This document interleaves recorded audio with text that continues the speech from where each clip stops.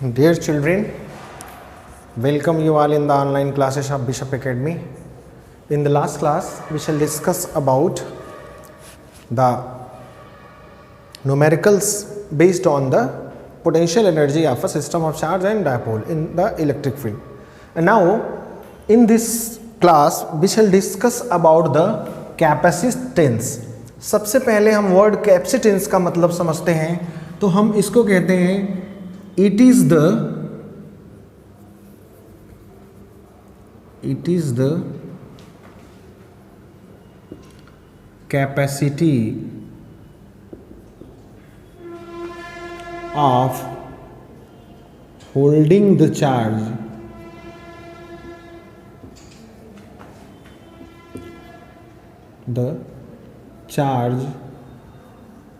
of a conductor.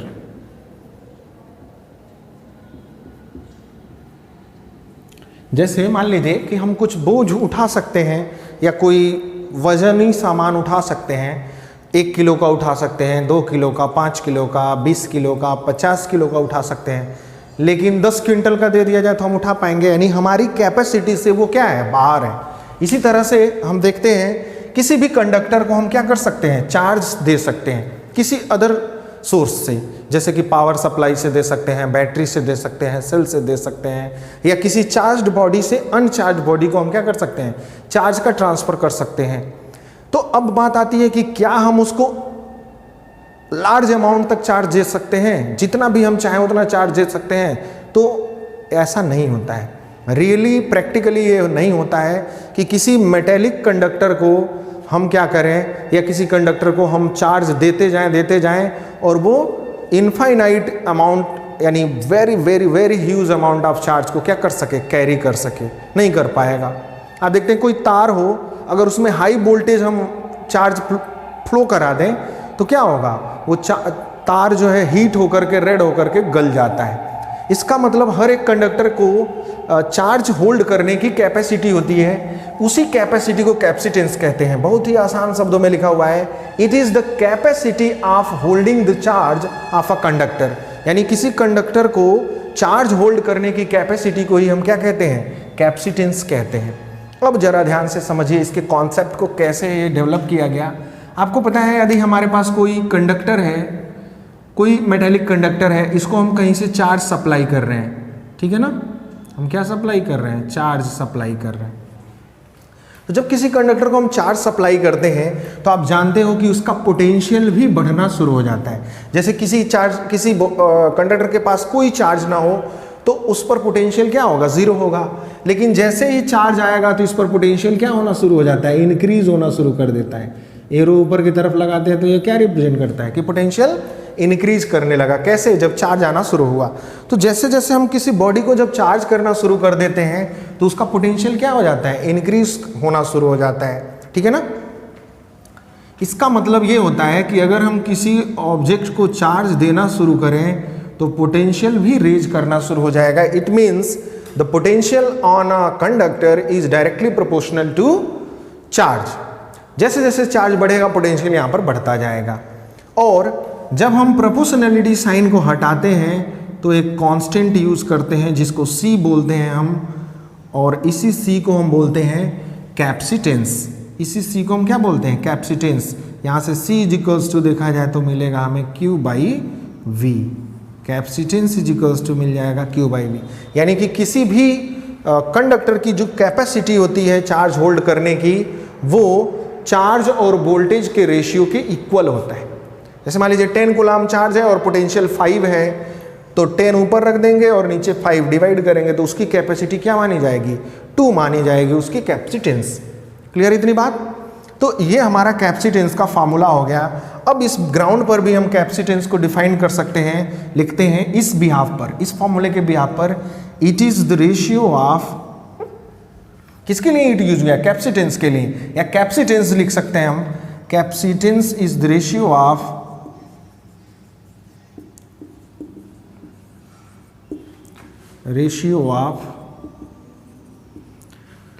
charge on a conductor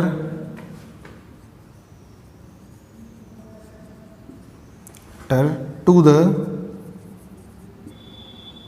potential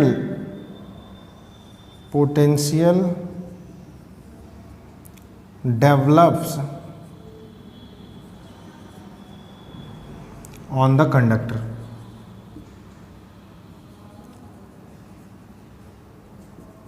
या हम इसको जो है चार्ज पर यूनिट बोल्ट भी कह सकते हैं इस चीज को, ठीक है ना।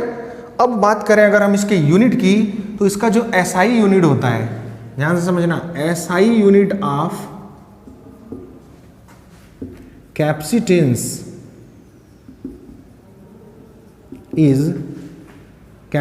Is farad. फैरड होता है, कैपिटल एफ इसका सिंबल होता है।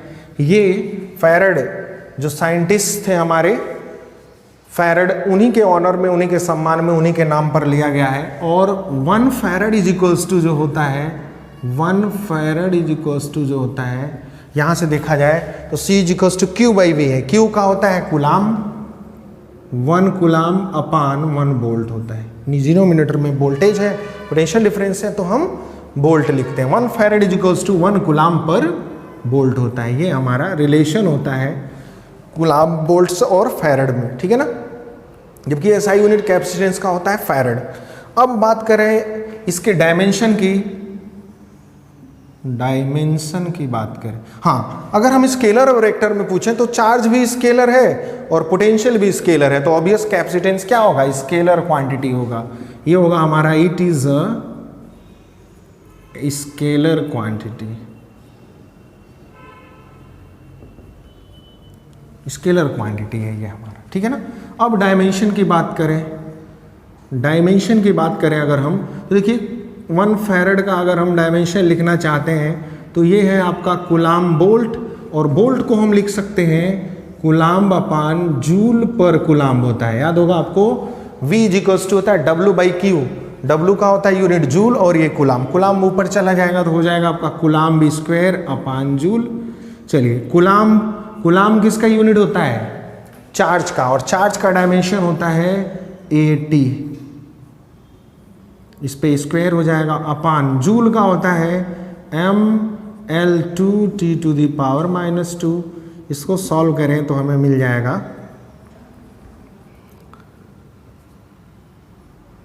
AT ऊपर ही है, M ऊपर आएगा तो हो जाएगा M पे -1, L ऊपर जाएगा तो L पे -2, T -2 ऊपर जाएगा +2, ये हो जाएगा 3, और A पर हो जाएगा 1।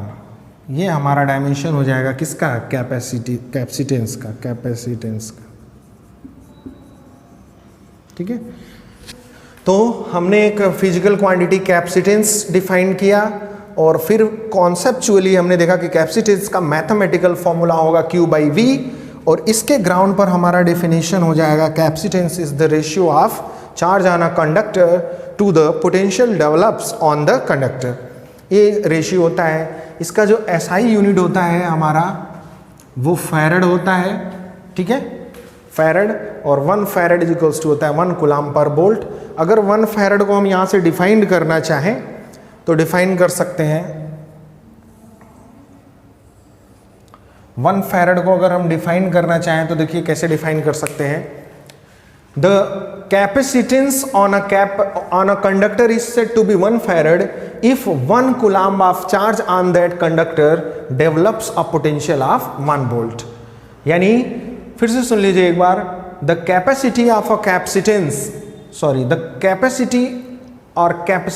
of a capacitor is 1 farad if 1 coulomb of charge and on that conductor develops a potential of 1 volt। ठीक है ना।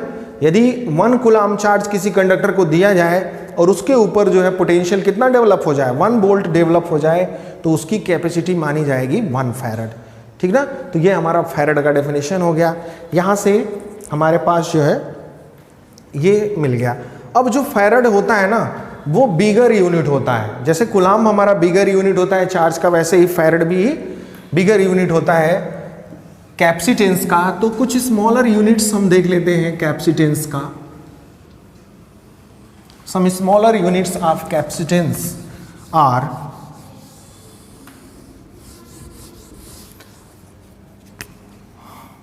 मिली farad 1 milli farad is equals to होता है 10⁻³ फैरड। फिर सबसे जो ज़्यादा आता है माइक्रो फैरड होता है 10⁻⁻6 फैरड के इक्वल होता है। 1 पीको फैरड होता है, आपका 1 नैनो फैरड पहले लिख लेते हैं, 1 NF नैनो फैरड 10⁻⁻9 फैरड होता है इसमें, और 1 पीको फैरड में होता है 10⁻12 फैरड। ये कुछ स्मॉलर यूनिट्स हैं किसके, कैपेसिटेंस के, ठीक है ना। तो कैपेसिटेंस के कुछ स्मॉलर यूनिट्स हैं जिनको हमें जो है याद रखना चाहिए। ये सबसे ज़्यादा इंपॉर्टेंट है, जो बार बार पीको माइक्रो फैरड 10⁻⁻6 से मल्टीप्लाई करके SI यूनिट में कन्वर्ट करके ही कैलकुलेशन हम स्टार्ट करेंगे। अब हमें इसी में देखना है capacitance of a spherical conductor. अगर हमारे पास कोई स्फेरिकल कंडक्टर है तो उसका कैपेसिटेंस क्या होगा।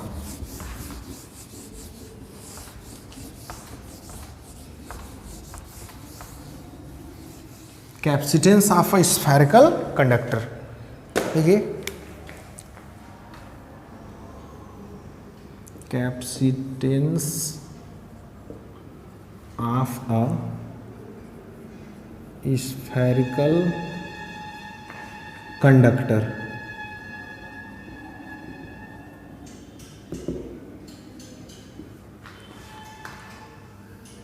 स्फेरिकल कंडक्टर सपोज कर लिया जाए, हमारे पास एक स्फेरिकल कंडक्टर है जिसका सेंटर है C और इसका रेडियस है R, ठीक है। ये एक कंडक्टर है जिस पर हमने जो है Q चार्ज दिया हुआ है, यहाँ पर Q चार्ज यहाँ पर दिया हुआ है इसके ऊपर, या इसके सरफेस पर है, या जैसा जहाँ भी है यहाँ पर हमारा है। तो आपको पता है इसके सरफेस पर अगर हम पोटेंशियल पता करना चाहें या इसके इनसाइड भी पोटेंशियल पता करना चाहें तो V इक्वल्स टू होता है 1/4πε। देखिए किसी भी कंडक्टर का अगर हमें कैपेसिटेंस पता करना है तो कैपेसिटेंस C इक्वल्स टू होता है Q/V होता है, यानी कि उस कैपेसिटर पर या उस कंडक्टर पर मौजूद चार्ज अपान उस पर वोल्टेज। तो चार्ज तो हमने यहाँ पर खुद बताया आपको कि Q चार्ज हमने सप्लाई किया हुआ है इस कैपेसिटर को, और इस पर जो पोटेंशियल होगा वो हम निकाल लेते हैं। तो चार्ज ऑन कैपेसिटर अगर हमें लिखना है, चार्ज ऑन कंडक्टर, कैपेसिटर ना कहें अभी कंडक्टर कहें, तो ये हो जाएगा Q, और पोटेंशियल ऑन कंडक्टर, कंडक्टर पर पोटेंशियल अगर हम लिखना चाहें तो 1/4πε0 Q/r। चार्ज यहाँ है, यहाँ से R डिस्टेंस पर हमें पोटेंशियल, सरफेस पर पोटेंशियल पता करना है, तो ये आ जाएगा हमारा। अब हमें C इक्वल्स टू पता करना है तो इस फार्मूले में रख दें, चार्ज तो हमारा Q ही है और पोटेंशियल है 1/4πε0 कैपिटल Q/r। अब Q से Q कैंसिल हो जाएगा और ये डिनोमिनेटर सारा ऊपर चला जाएगा, तो C इक्वल्स टू आ जाएगा 4πε0, सॉरी ये स्मॉल r है। ये हमारा एक स्फेरिकल कैपेसिटर के कैपेसिटी का क्या है, कैपेसिटेंस का फॉर्मूला है।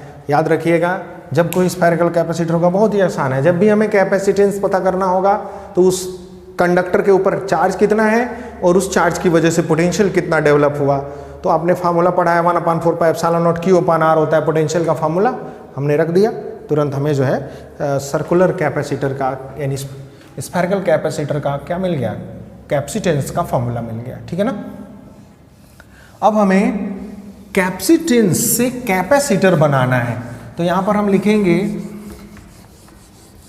नेक्स्ट जो हमारा टॉपिक है, बहुत ही इंपॉर्टेंट टॉपिक है, यहीं से शुरू हो जाता है आपका main chapter, main topic capacitor. हमें यहां पर देखना है कॉन्सेप्ट ऑफ कैपेसिटर।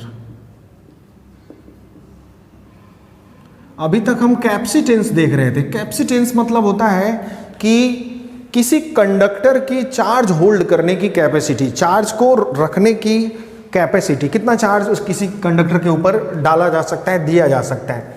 अब हमें देखना है क्या कॉन्सेप्ट ऑफ कैपेसिटर, यानी कैपेसिटर जो होता है ना एक डिवाइस होता है। ये क्या है? डिवाइस है जिसको हम अपनी जनरल भाषा में कंडेंसर भी कहते हैं। कंडेंसर, कंडेंसर कहते हैं इसको हम। और आपने देखा होगा पंखों में कंडेंसर यूज किया जाता है, फैंस में सफ़ेद कलर का होता है, सिलेंड्रिकल शेप का, वाइट कलर का ऐसे सेल की तरह होता है, उसमें से 2 वायर निकले होते हैं, वही हमारा कंडेंसर है और इसी को कैपेसिटर कहते हैं। ये एक डिवाइस है जो टेम्परेरीली चार्ज को स्टोर कर सकता है, ठीक है। और आप अभी देखे ही हैं कि जो कैपेसिटेंस है वो क्या है? चार्ज होल्डिंग कैपेसिटी को रिप्रेजेंट करता है, चार्ज होल्डिंग कैपेसिटी को कहते हैं। तो यहाँ पर हमारा जो कैपेसिटर है, जो किसी कंडक्टर के चार्ज को होल्ड करने की कैपेसिटी होती है, उसी के कॉन्सेप्ट को यूज करके क्या बनाया गया? कंडेंसर बनाया गया या कैपेसिटर बनाया गया। तो कैपेसिटर को हम कहेंगे it is a simple device made on the concept of capacitance, made on the concept of capacitance. Capacitor is a device which is made by using the concept of capacitance. किसी conductor के charge hold करने की capacity वाले concept को use करके एक device बनाया गया जिसको कैपेसिटर कहते हैं। और कैपेसिटर में हमें पैरेलल प्लेट कैपेसिटर पढ़ना है, सिलेबस में हमारे है, तो उसको हम लोग पढ़ेंगे। सबसे पहले हम देखते हैं कि कैपेसिटर का कॉन्सेप्ट कैसे डेवलप हुआ। देखिए, सबसे पहले हम क्या करते हैं, एक प्लेन चार्ज्ड शीट ले लेते हैं। ये हमारा चार्ज्ड शीट है। सपोज कर लिया जाए कि इस पर जो है क्या है? चार्ज है। इस पर हम पॉजिटिव चार्ज सपोज कर लेते हैं।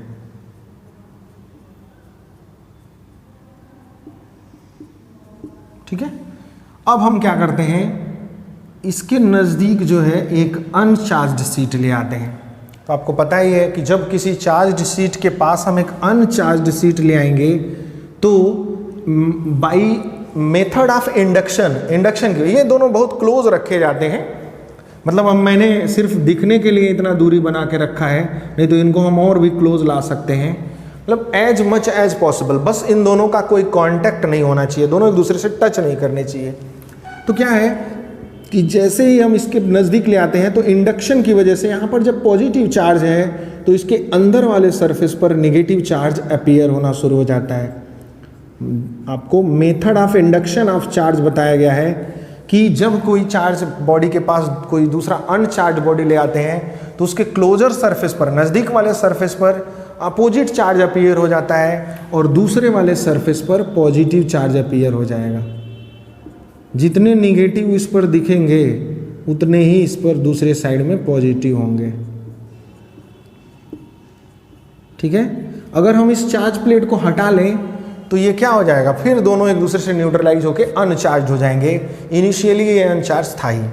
अब क्या करते हैं, हम इस शीट को ग्राउंड से कनेक्ट कर देते हैं। तो दूसरा फिगर हम बना लेते हैं। ये हमारा था अनचार्ज्ड शीट,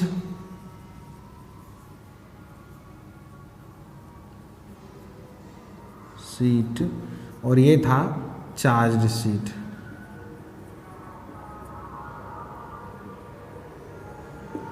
चार्ज प्लेट कहिए या सीट कहिए, जो भी है। अब क्या है कि जब हम यही सेम सिस्टम है, यहां पर मैं ड्रॉ कर रहा हूं new figure.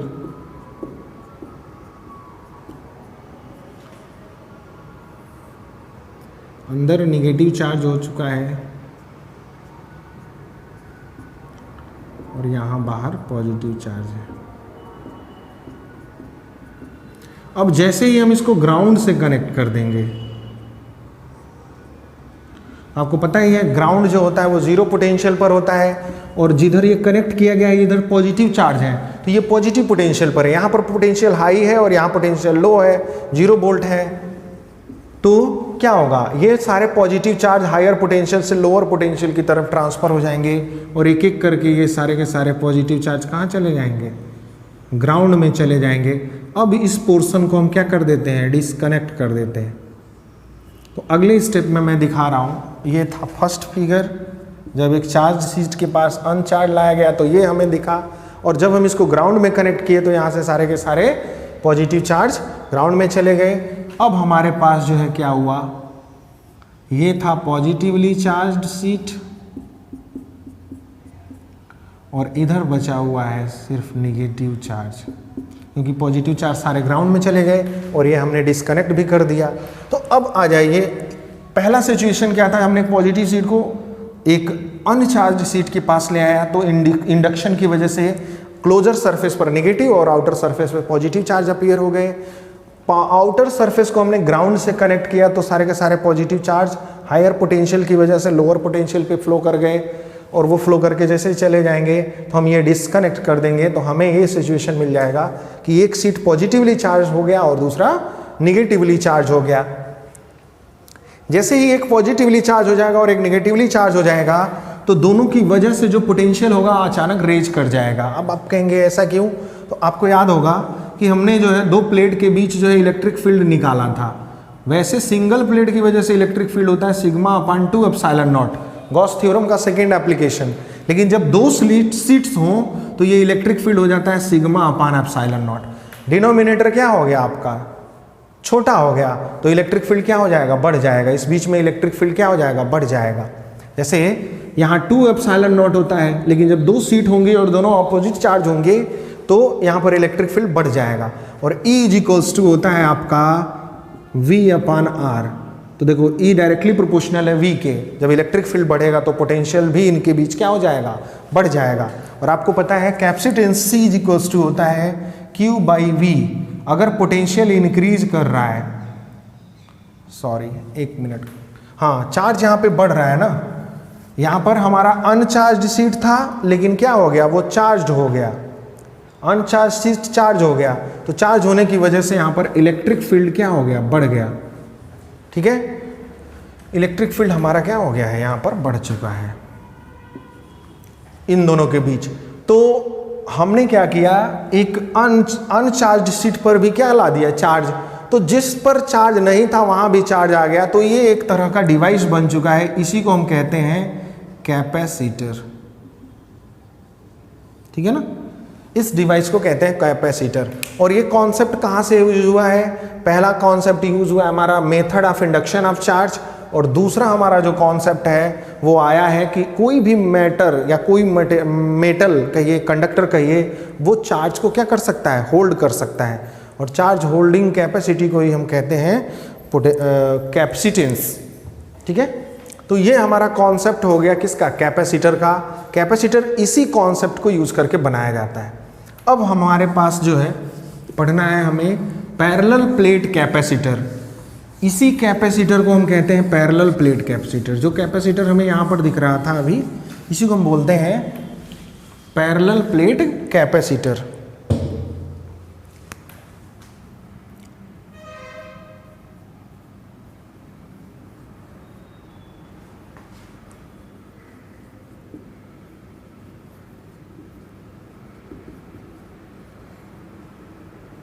Parallel plate capacitor, यही हमारे सिलेबस में है पैरेलल प्लेट कैपेसिटर, इसको पढ़ना है हमें डिटेल में। ठीक है,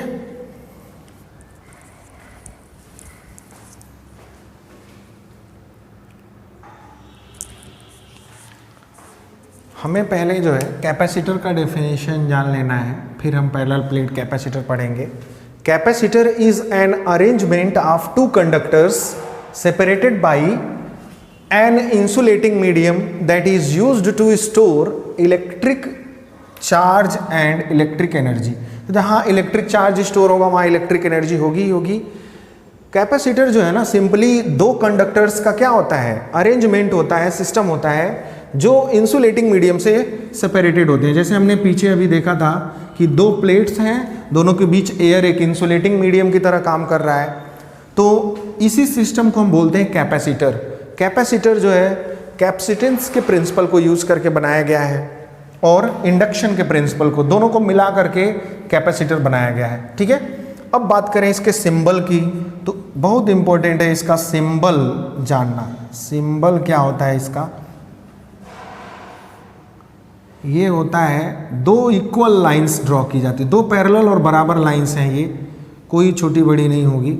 ये हमारा कैपेसिटर का सिंबल है, ये हमारा कैपेसिटर है। और एक होता है वेरिएबल कैपेसिटर। वेरिएबल कैपेसिटर मतलब दोनों इक्वल लाइन ही होंगी पर इनके बीच जो है एरो लगा रहेगा। वेरिएबल कैपेसिटर का मतलब इसकी कैपेसिटी जो है बढ़ घट सकती है, इसका कैपेसिटेंस क्या हो सकता है, बढ़ घट सकता है। जैसे वेरिएबल रेजिस्टेंस होता है, फिक्स रेजिस्टेंस है तो फिक्स रिप्रेजेंट करते हैं, वेरिएबल होता है तो एरो लगा देते हैं। तो दो सिंबल है, कैपेसिटर का है और ये वेरिएबल कैपेसिटर है, वेरिएबल कैपेसिटर। ठीक है, अब बात करें अगर कैपेसिटी के फॉर्मूले की, कैपेसिटेंस के, कैपेसिटेंस क्या होगा किसी कैपेसिटर का, तो कैपेसिटेंस सी का फार्मूला हम ऑलरेडी जान चुके हैं, Q बाई वी होता है। ये हमारा कैपेसिटी का, कैपेसिटर के कैपेसिटेंस का जो फार्मूला होता है वो होता है C equals to Q by V. इसका यूनिट भी हम ऑलरेडी जान रहे हैं, क्या होता है, फैरड होता है, फैरड, फैरड कैपिटल F से रिप्रेजेंट करते हैं इसका। डायमेंशन की बात करें तो डायमेंशन फैरड का हमने अभी बताया ही था, यही होता है हमारा, ठीक ना। तो कैपेसिटर एक डिवाइस होता है, रिप्रेजेंट करते हैं इन सिंबल से। कैपेसिटेंस, कैपेसिटर के कैपेसिटेंस का फॉर्मूला होता है C equals to Q by V और इसका ऐसा यूनिट होता है वो भी फैरड ही होता है। इसके बाद जो है हमें पढ़ना है पैरेलल प्लेट कैपेसिटर, जो कि नेक्स्ट वीडियो में हम लोग पढ़ेंगे, और क्योंकि ज़्यादा उसमें लंबा है, टाइम लगेगा। It's okay, so make notes in your notebook and send the Google Classroom. Thank you, have a nice day.